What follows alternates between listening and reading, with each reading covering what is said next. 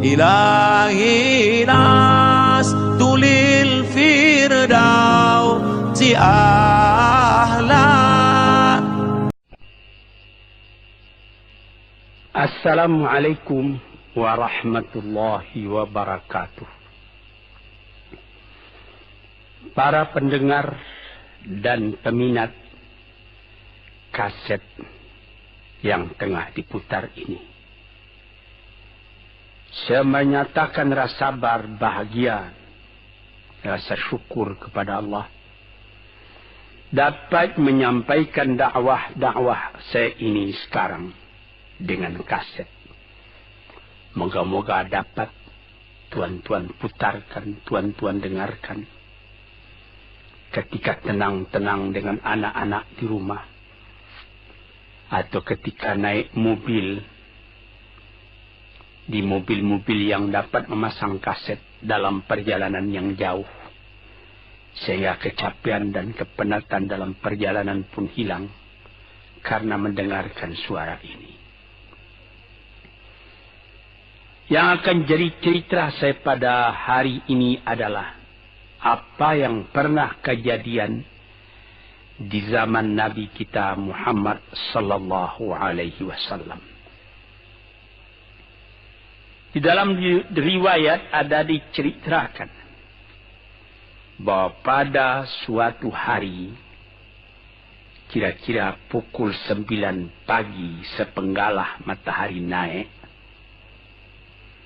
Rasulullah sallallahu alaihi wasallam berjalan dari rumahnya, dari biliknya, menuju ke dalam masjid beliau yang mulia di Madinah. Ketika itu biasanya ada juga orang yang sembahyang di masjid, sembahyang sunat duha. Tapi umumnya masyarakat sudah keluar dari rumahnya pagi-pagi, bekerja menurut bidang masing-masing. Yang pergi bertani, yang pergi berniaga, yang pergi mengembalakan unta atau kambingnya. Tinggallah beberapa orang saja.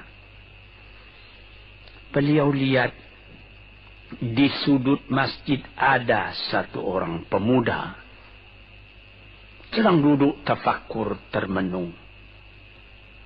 Mukanya kelihatan muram saja, menunjukkan kesedihan yang terpendam di dalam hatinya. Rasulullah mendekat kepada pemuda yang tafakur itu. Setelah dilihatnya Rasulullah datang, dia pun menengadahkan muka. Rasulullah pun bertanya, "Mengapa di saat begini engkau duduk tafakur dalam masjid? Dan wajahmu kelihatan ada menampakkan kesedihan atau muram durja. Apakah yang engkau derita sekarang ini?" Jadi pemuda tadi menjawab, "Hazanun lazimatni ya Rasulullah wa duyunun." Artinya, aku ditimpa duka cita ya Rasulullah karena utang. Rupanya orang ini berutang. Utang telah lama, janji sudah dekat, persediaan buat membayar belum ada. Itu yang saya menungkan di sini ya Rasulullah. Dengan senyum Rasulullah menjawab, "Sudikah engkau kalau aku ajarkan kepadamu suatu bacaan?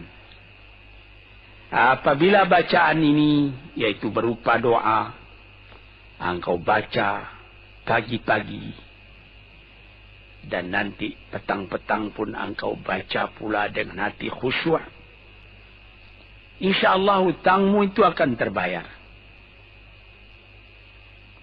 Tentu pemuda tadi dengan besar hati menjawab, "Tentu ya Rasulullah. Aku senang sekali kalau dapat engkau ajarkan kepadaku apakah doa itu." Lalu Rasulullah membacakan mengajarkan kepada pemuda itu doa ini. Inilah yang akan saya bacakan pula. Mudah-mudahan kita semuanya dapat pula mengambil bacaan ini menjadi bacaan kita. Kita baca pagi, kita baca petang.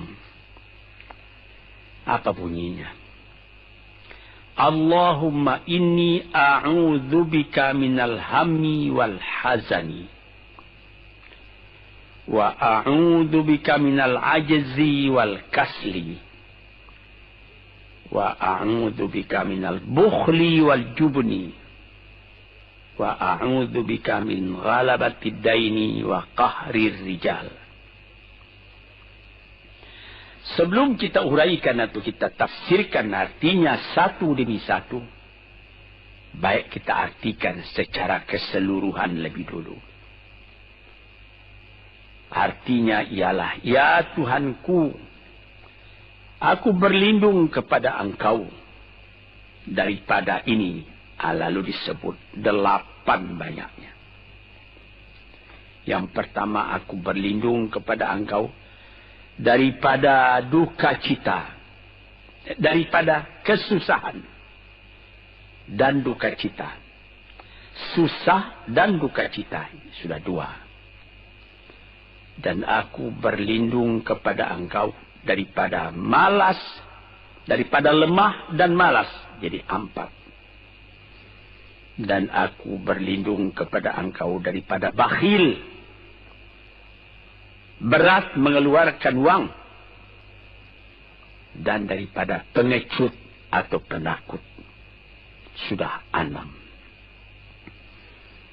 Dan aku berlindung kepada Engkau daripada pengaruh berutang, dan daripada kekuasaan orang lain atas diri kita, sehingga kita tidak mempunyai kemerdekaan pribadi lagi. Inilah 8 yang diminta kepada Tuhan. Moga-moga kita jangan diserang oleh penyakit ini. Karena kalau ada ini penyakit yang 8 perkara, itu kita mempunyai pribadi yang lemah. Tidak mempunyai lagi personality yang dapat tegak. Padahal dalam didikan agama kita, tempat kita takut cuma satu, yaitu Allah. Yang lain tidak ada. Yang pertama, susah. Apabila orang telah susah, pikirannya pun sudah tertumbuk. Jalan untuk maju tidak ada lagi. Padahal dalam kehidupan itu, manusia tidak akan berjalan di atas jalan yang datar saja, yang bertaburkan kembang. Kehidupan itu mendaki, menurun, melereng, berenang, melalui ombak dan gelombang. Itu pasti dalam hidup. Apa yang disusahkan? Kusut, tak ada kusut yang tidak selesai.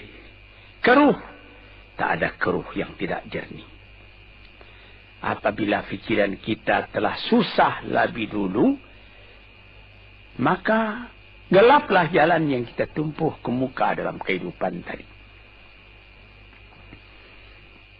Yang kedua, kita disuruh berlindung kepada Allah daripada duka cita. Yang menyebabkan orang duka cita itu memang banyak. Misalnya, kehilangan barang yang disukai, kematian orang yang disenangi,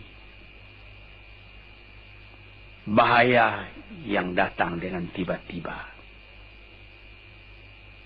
orang yang ditunggu sudah lama tidak datang, barang yang dicari tak bertemu, dan lain-lain sebagainya.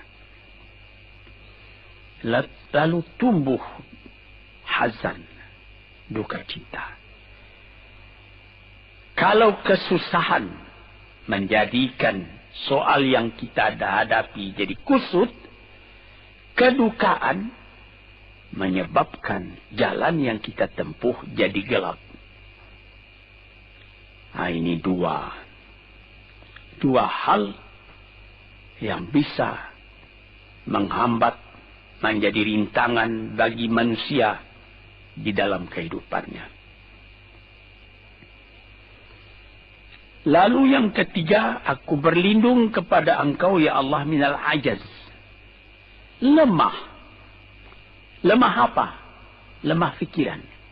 Tidak ada energi lagi. Tidak ada inisiatif lagi. Menyerah saja. Lemah. Belum dihadapi suatu soal, hati lebih dulu sudah lemah. Merasa itu soal terlalu besar. Padahal kalau dihadapi, tidak ada kusut yang tidak terselesaikan. Tidak ada keruh yang tidak terjernihkan. Yang lebih berbahaya lagi. Yang keempat, apa? Malas. Kalau sudah malas, apa yang akan dikerjakan lagi? Kita duduk saja termenung-menung dalam kemalasan. Lalu angan-angan banyak, cita-cita mati. Angan-angan hendak terbang, padahal sayap tidak ada. Angan-angan hendak mempunyai ini, hendak mempunyai itu, hendak mempunyai Mercedes-Benz, hendak mempunyai rumah besar. Tapi ikhtiar tidak ada. Sebab itu ada pepatah dari orang tua-tua kita di zaman dulu. Dikatakannya, mati, ini di zaman penjajahan dulu nih. Mati Belanda karena pangkat katanya. Mati Cina karena kaya katanya. Mati Keling karena makanan katanya. Mati Melayu atau Indonesia karena angan-angan. Ini dia. Angan-angan karena malas saja. Berangan-angan. Tapi malas. Jadi tidak jadi. Dan itu membentuk juga kepada diri kita. Orang pemalas itu jalannya lunglai saja. Matanya muram saja. Tak jauh dia memandang. Nah, ini penyakit. Itu 4 penyakit. Lantas dikatakannya lagi yang nomor 5 dan nomor 6. Wa a'udzubika minal bukhli wal jubni. Dan aku berlindung kepada engkau daripada bakhil dan pengecut. Ini lebih berbahaya lagi. Dikumpul-kumpulnya harta banyak-banyak. Maksudnya tadi hendak menguasai harta itu.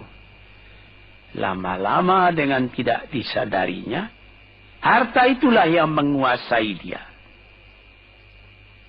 Dia menjadi bakhil. Siang malam tidak ada kesenangan, cuma sibuk cari uang.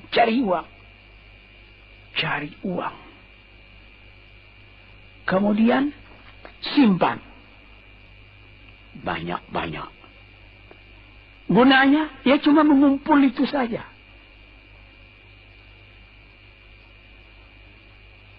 Akhirnya berapa banyaknya orang yang mengumpul harta banyak-banyak, faidahnya tidak didapatnya. Saya ingat cerita dahulu 40 tahun yang lalu ketika saya masih tinggal di kota Medan. Ada satu orang kaya mengumpul harta. Terkenal dia kaya di Medan. Beberapa buah rumah, puluhan rumah yang dipersewakannya. Dan ada lagi harta-harta yang lain. Dia berjalan di jalan raya kota Medan itu dengan jalan kaki pakai payung satu. Padahal orang sudah mulai membeli mobil. Entah Cadillac lah, entah Chevrolet lah. Model-model yang terkenal sebelum perang. Anaknya mengambil faidah dari kekayaan ayahnya. Dia beli mobil dengan uang ayahnya. Lalu orang bertanya, "Tuan, anak Tuan sudah naik mobil, Tuan masih jalan kaki." Apa jawab si bakhil tadi? "Saya anak orang miskin, anak saya anak orang kaya," katanya. Nah, inilah orang yang bukan lagi mencari harta buat menguasai harta itu, tetapi dia mencari harta buat dikuasai oleh harta itu. Yang nomor 6 lebih jahat lagi. Apa? Jubun, pengecut. Pengecut ini menjadikan separuh dari kehidupan manusia menjadi gagal. Ada pepatah orang,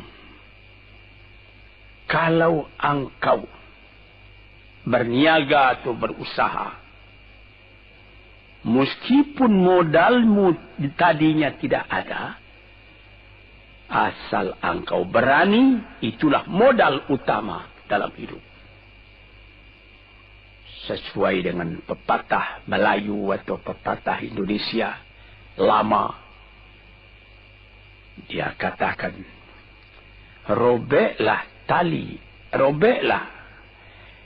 putuslah tali layang-layang, robek kertas tentang bingkai.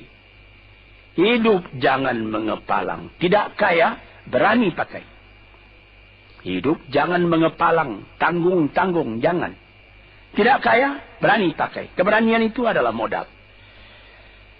Sebab itu kalau orang rugi berniaga, itu belum rugi. Yang penting berani. Karena adat perniagaan itu tidak saja beruntung, rugi juga kadang-kadang. Tapi kalau keberanian yang hilang, separuh daripada kekayaan tadi sudah habis. Walaupun masih banyak ada, tapi keberanian tidak ada, separuh sudah habis. Akhirnya, walaupun kekayaan besar, tapi kepercayaan hilang. Itu namanya habis, tidak ada lagi. Walaupun berjuta yang tinggal dalam tangan, tapi orang tidak percaya. Apa lagi artinya? Sebab itu yang pertama sekali modal itu keberanian menghadapi hidup. Ini 6.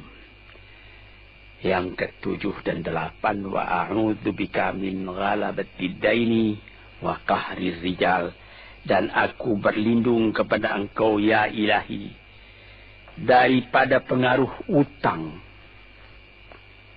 Hutang itu, itulah anak muda yang duduk di sudut masjid tadi, dipengaruhi oleh utang. Sampai Rasulullah sendiri pun mengatakan, iyyakum wad-daina. Jagalah supaya kalau sedapat-dapatnya jangan sampai berutang.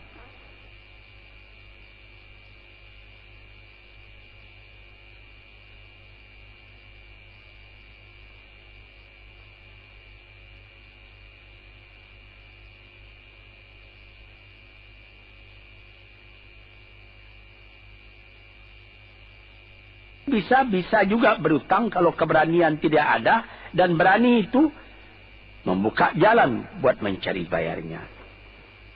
Tetapi kalau pengecut berutang lagi, itu payah buat membayar. Sebab itu Nabi mengatakan, iyyakum wad-daina, saya dapat-dapatnya elakkanlah supaya jangan berutang.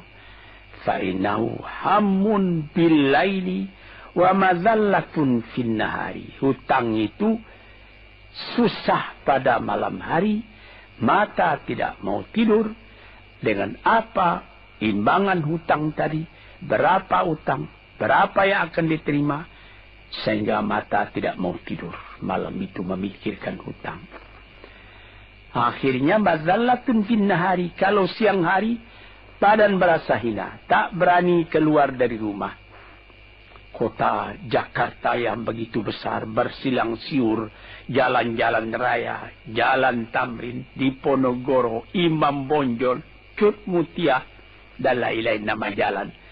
Ada orang yang jalan itu bertambah lama, bertambah kecil jumlahnya.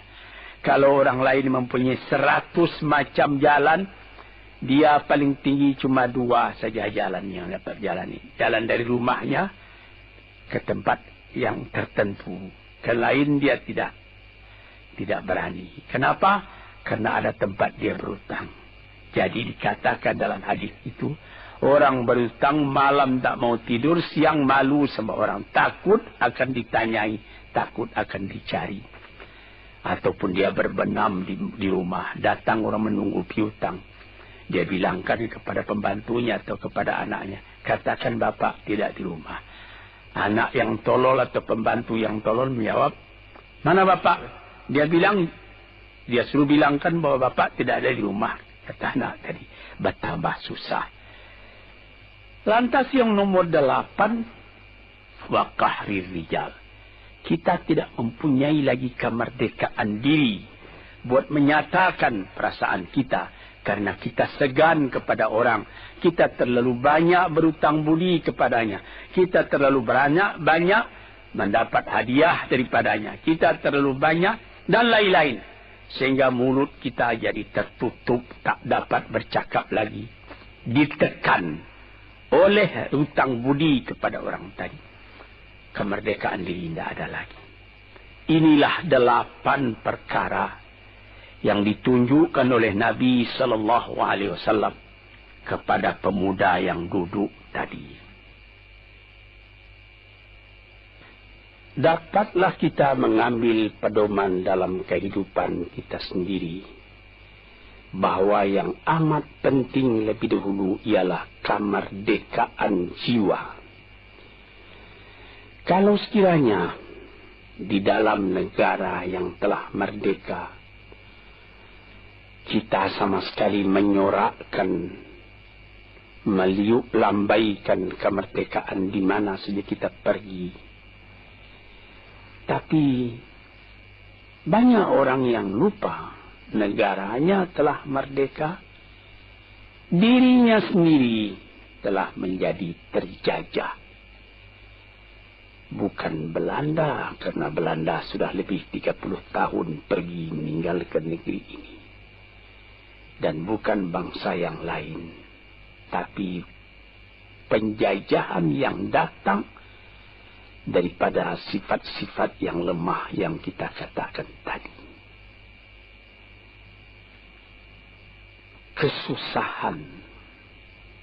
Kalau kesusahan kita perturutkan, jalan yang kita tempuh menjadi buntu. Kita tak tahu lagi kemana akan pergi. Susah.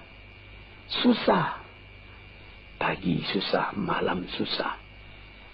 Sehingga kusut benang itu tak tahu lagi jalan keluar. Padahal pangkal dari kesusahan itu bukan dari luar, tapi dalam jiwa kita sendiri, dalam dada kita sendiri. Yang kedua, dikatakan duka cita. Saya teringat kepada satu pantun Melayu atau pantun Indonesia. Dikatakannya, kalau berpiduk jangan bermenung. Kalau bermenung riak pun tiba. Kalau duduk jangan termenung. Kalau termenung hati pun iba. Kalau hati sudah iba, jalan tertumbuk. Sampai ada juga pepatah nenek moyang kita, hati yang marah mendorongkan, hati yang hibah menjauhkan. Sebab itu haruslah kita bersedia membesarkan jiwa kita sendiri. Marfu'ar ra's, maufurul kiramah. Kepala terangkat, harga diri dijaga. Itu. Kemudian dikatakan yang kedua, al-ajaz, lemah. Al-kasal, malas. Kelemahan ini juga ada yang karena penyakit. Kenapa lemah saja? Kenapa tiap-tiap pekerjaan yang dihadapi pesimis yang timbul sehingga timbul malas? Kalau perlu, kita pergi kepada dokter, terutama psikiater. Kita tanyai, di mana segi kelemahan ini? Karena kelemahan jiwa, kemalasan, malas dan lemah itu dari jiwa pangkalnya. Ahli-ahli ilmu kesehatan yang telah mendalam mengetahui hubungan antara rohani dengan jasmani kita, sehingga timbul ilmu yang dinamai psikosomatik atau psikoterapi, menganalisa jiwa dari mana seginya, maka timbul lemah, maka timbul malas. Di sini kita memerlukan kuatnya energi. Sebab apabila manusia mempunyai jiwa yang besar, pekerjaan yang besar pun dipandangnya kecil. Tetapi apabila manusia mempunyai jiwa yang kecil, pekerjaan yang kecil pun dipandangnya besar. Kita misalkan saja kedua orang pemimpin yang kita cintai dan kita hormati. Proklamator kita Bung Karno dan Bung Hatta. Mereka mempunyai jiwa-jiwa yang besar. Sebab itu mereka memproklamirkan kemerdekaan Indonesia. Indonesia yang besar yang terjadi daripada puluhan ribu pulau. Dengan 45 kata perkataan, 45 patah perkataan. Dengan ini kami menyatakan kemerdekaan Indonesia. Tapi kalau beliau misalnya orang yang berjiwa kecil, dia akan bertanya, bagaimana bisa Indonesia merdeka? Kita sudah miskin, melarat, dulu dijajah Belanda, kemudian ditekan Jepang. Kapan? Dia berkaji itu pekerjaan yang detail-detail, yang kecil-kecil, dia anggap itu besar. Ini misalnya. Maka orang-orang yang ajaz, yang lemah, atau yang kasar, yang pengecut, yang pemalas, tidak dapat mengerjakan pekerjaan yang besar-besar. Kemudian yang kelima dan keenam, wa a'udzubika minal bukhli. Aku berlindung kepada engkau daripada bakhil. Menerima mau banyak-banyak, mengeluarkan paling sedikit. Dia anggap, sebagaimana saya katakan tadi, tadinya dia menguasai harta. Akhirnya dengan tidak disadarinya, dia yang dikuasai oleh harta. Akhirnya orang yang begini kerjanya cuma mengumpul-ngumpul harta saja. Kumpulkan harta banyak-banyak, kemudian Tuhan memanggilnya kembali ke akhirat, mati, tidak ada harta tadi yang dibawanya. Tinggal menjadi perselisihan di antara anak dan cucu. Di hari-hari yang pertama, anak tadi menangis. Ayahnya telah mati. Tapi di hari yang kedua dan ketiga, dia tidak menangis lagi. Dia berpikir, di mana kunci ditaruh ayah? Di mana simpanan ayah? Berapa peninggalan ayah? Lalu dia berkelahi. Anak tadi. Nah ini, karena si ayah tadi bukhul, bakhil. Nikmatnya orang lain yang merasai, dia sendiri sengsara diperintah oleh hartanya itu. Apatah lagi yang keenam, jubun, pengecut. Dia berjalan siang, dia berjalan malam hari. Kelihatannya olehnya pohon kayu bergerak-gerak. Disangkanya itu hantu. Dia lari terus. Bertambah lari, bertambah takut. Akhirnya dia pingsan karena sudah lari itu. Dia tidak ada apa-apa oleh orang yang berani. Ini orang yang gagal di dalam perjalanan hidupnya. Karena penakutnya, karena pengejutnya itu. Padahal di dalam keterangan agama sendiri, orang-orang yang beriman kepada Allah dikatakan, la tahinu wa la ta'zanu wa antumul a'launa in kuntum mu'minin. Jangan engkau merasa lemah. Jangan engkau merasa duka cita. Jangan engkau merasa pengecut. Engkau tinggi kalau engkau beriman kepada Allah Subhanahu wa ta'ala. Dengan iman kepada Allah Ta'ala itu kita melihat alam. Dalam keindahannya, dalam kekecilannya. Yang besar cuma Allah. Kita tidak takut. Karena tidak ada satu bahaya yang akan menimpa kepada diri kita. Kalau tidak Tuhan yang menentukan. Ini pokok tuan-tuan. Para pendengar kaset yang saya muliakan. Kemudian di nomor 7 dikatakan. Kita berlindung kepada Allah. Daripada pengaruh hutang. Alangkah kecilnya jiwa orang apabila dia telah berutang kepada orang lain. Dibikin janji tanggal sekian akan dibayar. Tanggalnya sudah dekat, persediaan belum ada. Lalu timbul kecil jiwa sekali lagi. Apatah lagi qahri rijal yang nomor 8. Yang ke-8 sebagaimana telah kita uraikan tadi ialah qahri rijal. Pengaruh orang lain kepada diri kita sendiri. Sehingga kita tidak berani lagi menyebut kebenaran. Tidak berani lagi mengatakan yang hak. Lidah telah tertutup. Mulut telah penuh dengan air sehingga tidak dapat dibuka lagi. Segan.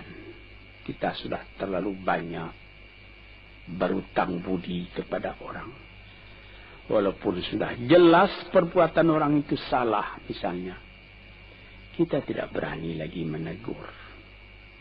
Dengan demikian timbullah di dalam masyarakat apa yang disebut dalam bahasa Arab munafik. Yaitu lain di mulut, lain di hati. Hati mengatakan perbuatan orang ini salah. Tapi mulut mengatakan, bagaimana pikiran saya? Bagaimana pendapat Tuhan tentang perbuatan saya ini? Baik Bapak, ini bagus Bapak. Itu sudah betul Bapak. Padahal tidak. Ini kecelakaan yang nomor 8. Kita minta kepada Allah supaya kita dilepaskan dari pengaruh-pengaruh orang, pengaruh manusia, sehingga kita tidak berani lagi menyebut apa yang benar itu. Padahal di dalam hadis dikatakan qulil haqq walau kana murran. Katakan yang benar itu walaupun pahit sekalipun. Ini murah menyebutnya, tetapi kalau jiwa sudah tertekan tidak berani menyebutnya lagi. Para pengikut kaset yang tercinta, itulah 8 perkara diperingatkan, dituliskan, diajarkan, disuruh hafal oleh Nabi kepada pemuda yang beliau dapati termenung duduk seorang diri tadi. Dengan patuh dia turuti kehendak Nabi, dia baca itu tiap pagi, dia baca itu tiap sore, dia pahamkan apa isinya. Lalu timbul energi baru dalam dirinya. Semangat yang baru. Langit pun kelihatan cerah. Bintang pun kelihatan berkelap-kelip. Matahari pun kelihatan bercahaya. Dan dia sudah melihat kehidupan ini dengan mata yang terang. Kemudian dia bertemu dengan Nabi. Ya Rasulullah, saya mengucapkan terima kasih. Penyakit-penyakit tak ada pada saya lagi. Utang saya sudah terbayar. Dan saya akan memulai hidup yang baru. Inilah jawab dari pemuda tadi. Dan inilah jadi pedoman pula bagi kita kaum muslimin. Kalau kita terjadi pada diri kita beberapa hal, salah satu dari yang 8 perkara itu. Baca doa ini pagi, baca doa ini petang, lalu berusaha. Jangan cuma berdoa. Berusaha, berdoa dan berusaha. Allah akan membukakan kepada kita pintu rahmatnya. Memberikan nikmatnya yang berlipat ganda. Sehingga segala sesuatu yang di kiri kanan kita menjadi kekayaan, menjadi inspirasi buat maju ke depan di dalam kehidupan ini. Bapak-bapak, saudara-saudara, pendengar kaset yang saya muliakan. Moga-moga pengaruh dari hadis ini, daripada doa ini masuk ke dalam diri saudara. Dan saudara menjadi orang muslim dan merdeka yang sejati. Sekianlah pandangan saya. Moga-moga ada manfaatnya bagi para pendengar dan peminat kaset yang tercinta. Assalamualaikum warahmatullahi wabarakatuh.